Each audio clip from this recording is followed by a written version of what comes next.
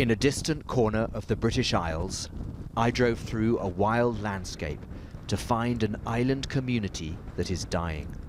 600 people lived here on Ulva in the 19th century.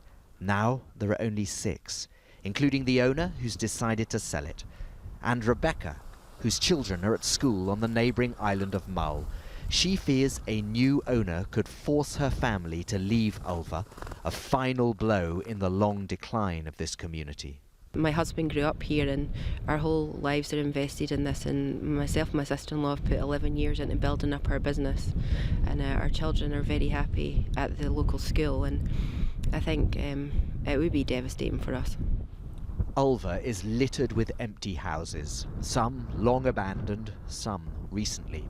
Far from jobs and services, this is a difficult place to survive. But the remaining islanders, supported by people on Mull, want to buy Ulva, believing they can repopulate it, make it viable, backed by Scotland's government, which has new powers to change the pattern of land ownership. The aim being to change from the present situation where a very large proportion of the land is owned by a very few people, which can't be to the benefit of local communities. There's an opportunity under the land reform legislation in Scotland for us actually to make a difference here, and we're going to grab it with both arms.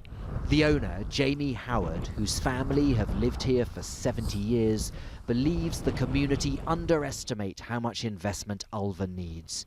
Better, his land agent told us, to find a buyer on the open market. If we're trying to get investors here, we don't want to put barriers in their way. We don't want to frighten them by saying if you buy here, well, the community or somebody else may come in and stop you. We want to say to people, we're leaving Europe, whether you like it or whether you don't, we're leaving Europe. We want to encourage investment into this part of the world. But Donald, who runs the little ferry to Mull, sees the proposed community buyout as Ulva's last chance. It's dying on its feet. So we need to get new blood, young blood, back into the island to help the growth. Ulva is just one tiny island, but the conflict of interests here between local community and landowner is one that resonates through the highlands and islands and through Scotland's history.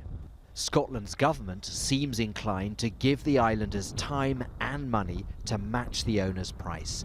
Its intervention being watched far beyond Ulva. Barnaby, Phillips, Al Jazeera in the Scottish Islands.